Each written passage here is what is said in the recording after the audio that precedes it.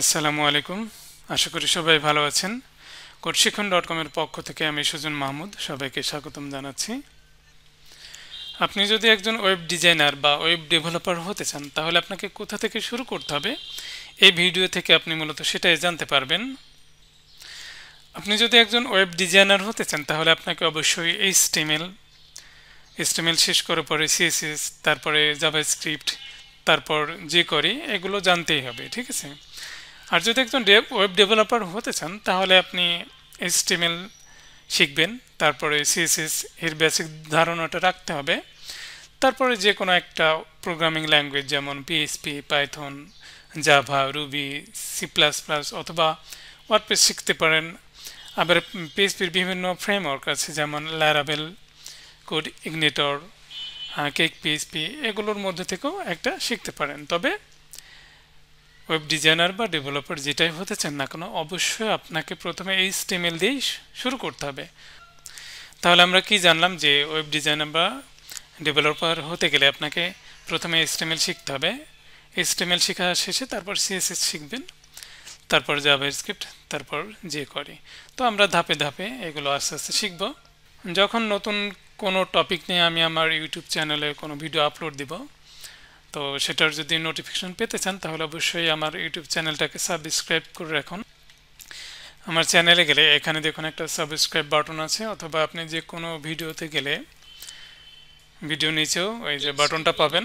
তো এখানে যে বাটনটা আছে এখানে ক্লিক করবেন, তারপরে এই যে নোটিফিকেশন আইকন আছে এই বেল আইকনটাতে ক্লিক করতে হবে একবার, তারপর অলে এভাবে ক্লিক করে রাখেন, তাহলে নতুন ভিডিও আপলোড হলে আপনি এর নোটিফিকেশন পেয়ে যাবেন। তো এখন আমরা জেনে নিই যে HTML আসলে কি, যেহেতু HTML দিয়েই শুরু করতে হবে। তো এখানে যে ছবিটা দেখছেন এখানে দেখেন যে হাইপার টেক্সট মার্কআপ ল্যাঙ্গুয়েজ, মানে এই HTML এর পূর্ণ রূপ হলো হাইপার টেক্সট মার্কআপ ল্যাঙ্গুয়েজ, এবং প্রত্যেকটা শব্দের প্রথম যে অক্ষরগুলো আছে এই অক্ষর HTML নিয়েই HTML ল্যাঙ্গুয়েজ নামকরণ করা হয়েছে। হ্যাঁ, তাহলে সহজে বলতে গেলে হলো HTML একটা মার্কআপ ল্যাঙ্গুয়েজ। তো আমরা এর ডেফিনেশনে যাব না, তো আমি প্র্যাকটিক্যালি দেখাবো যে HTMLটা আসলে ওয়েবসাইটে কি কাজে লাগে। হ্যাঁ, আমি এখন উইকিপিডিয়ার একটা পেজে আছি। এখানে দেখুন, যদি আপনি এই পেজে ভালো করে দেখেন যে এখানে দেখবেন যে বিভিন্ন ধরনের কন্টেন্ট আছে। হ্যাঁ, এদিকে এগুলো দেখুন যে এগুলো টেক্সট কন্টেন্ট, তারপর এখানে ইমেজ আছে, আবার টেক্সট কন্টেন্টগুলো বিভিন্ন ফরম্যাটে আছে। এগুলো দেখুন যে এগুলো লিস্ট আকারে আছে। তারপরে আরও যদি নিচে নামেন তো এদিকে দেখবেন যে এটা আবার টেবিল ফরম্যাটে আছে। এখানে যে কন্টেন্টগুলো এগুলো সব টেবিল ফরম্যাটে আছে। হ্যাঁ, এই যে, তো এগুলোকে আমরা বলি যে HTML এলিমেন্টস। হ্যাঁ, HTML এ বিভিন্ন ধরনের এলিমেন্টস আছে।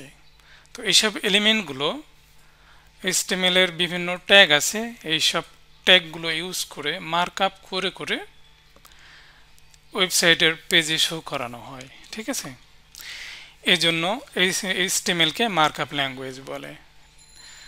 যেমন এই যে ঢাকা লেখাটা, এটা আপনি দেখাবেন ওয়েব পেজে, এবং এই যে লেখাটার সাইজ অনেক বড়, ঠিক আছে, এর জন্য এক ধরনের HTML ট্যাগ আছে যেগুলো দিয়ে মার্কআপ করতে হবে। আবার এই যে টেক্সটগুলো জাস্ট নর্মাল সাইজে শো হচ্ছে। হ্যাঁ, তো এগুলোর জন্য এক ধরনের HTML ট্যাগ আছে। আবার এই যে এটা দেখুন লিঙ্ক, আপনি যদি এখানে ক্লিক করেন এই লিঙ্কের পেজে নিয়ে যাবে, ক্লিক করলে সেই পেজে নিয়ে চলে যাবে আপনাকে। তো এটা যদি ওয়েবসাইটে এরকম করতে চান তাহলে এর জন্য HTML ট্যাগ আছে। ইমেজ, আপনার একটা ওয়েবসাইটের পেজে যদি ইমেজ শো করাতে চান তার জন্য আলাদা HTML ট্যাগ আছে। তো সব কিছুর জন্য এরকম আলাদা আলাদা HTML ট্যাগ আছে। ঠিক আছে, সেই সব ট্যাগগুলো দিয়েই মূলত মার্কআপ করে করে বিভিন্ন ধরনের কন্টেন্ট ওয়েবসাইটের পেজে দেখানো হয়। তো আমি জাস্ট একটা এক্সাম্পল দেখাচ্ছি। তো আমি নোটপ্যাড প্লাস প্লাস একটা কোড এডিটর, এখানে আমি দেখুন এই যে ঢাকা লেখাটাকে HTML H1 দুটো ট্যাগের মধ্যে রেখেছি, এগুলো আমরা পরে শিখব। তারপরে আমি এরপরে হলো দুইটা প্যারাগ্রাফ নিয়েছি। এই যে দেখুন এখানে দুইটা পি ট্যাগ আছে, এটাকে পি এলিমেন্ট বা প্যারাগ্রাফ এলিমেন্ট বলা হয়। আর আমি বেঙ্গলি এই লেখাটাকে লিঙ্ক করেছি, যেমন এই যে অ্যাঙ্কর ট্যাগ, ঠিক আছে। অ্যাঙ্কর ট্যাগ ইউজ করে আমি লিঙ্ক তৈরি করেছি। আর একটা এই যে আইএমজি এই ট্যাগ ইউজ করে আমি একটা ইমেজ দেখাবো। এখন কোন ইমেজটা দেখাবো সেটা এসআরসি নামে একটা কিছুর ভিতরে সেই ইমেজের লিঙ্কটা আমি রেখেছি। এটা আসলে কি বলে এটা আমরা পরে জানবো। তো এখন আমি যদি সেভ করে যদি এটা ব্রাউজারে দেখি, দেখেন এই যে এরকম দেখবেন যে ঢাকা এই লেখাটা অনেক বড় সাইজে শো হচ্ছে। তারপরে প্যারাগ্রাফ দুইটা এটা নর্মাল টেক্সট সাইজ আর কি নর্মাল সাইজে শো হচ্ছে। আর এর ভিতরে যে বেঙ্গলি, ঠিক আছে, এটা কিন্তু একটা লিঙ্ক। তো আপনারা জানেন যে লিঙ্কের উপরে মাউস রাখলে মাউসের আইকনটা চেঞ্জ হয়ে যে হ্যান্ড আইকন হয়ে যায়। তো এখানে যদি আমি ক্লিক করি এই লিঙ্কে যে অ্যাড্রেসটা দেওয়া আছে সেই অ্যাড্রেসে আমাকে নিয়ে যাবে। ওকে, ওই পেজে নিয়ে গেল। আর এখানে হলো ইমেজটা দেখাচ্ছে, ঠিক আছে। তাহলে এখানে যদি একটা জিনিস লক্ষ্য করেন যে এই যে আমরা যে কোডগুলো এখানে ইউজ করছি H1, ঠিক আছে, পি, তারপরে এখানে হলো এই যে অ্যাঙ্কর ট্যাগগুলো, আইএমজি, এসআরসি, এই যে সব কোডগুলো এইগুলো কিন্তু আপনি ওয়েব ব্রাউজারে দেখছেন না। ইউজাররা এগুলো দেখবে না, কোডগুলো দেখতে পায় না, তারা শুধু কন্টেন্টগুলো দেখায়। তো এখানে কোডগুলো কি জন্য ইউজ করা হয়েছে? কোডগুলো মার্ক আপ করার জন্য ইউজ করা হয়েছে। যেমন ঢাকা লেখাটাকে আমি H1 ট্যাগ দুইটা দিয়ে মার্ক আপ করেছি, এই জন্য এই লেখাটা অনেক বড় সাইজে শো হচ্ছে। আবার এই লেখাগুলো আমি পি ট্যাগের মধ্যে রেখেছি। তো এটা হলো প্যারাগ্রাফ, যার টেক্সট সাইজ হলো নর্মাল আর কি। তো দুইটা প্যারাগ্রাফ নিয়েছি, দুইটা প্যারাগ্রাফ নেওয়ার কারণে দেখুন যে দুইটার ভিতরে একটা গ্যাপ আছে।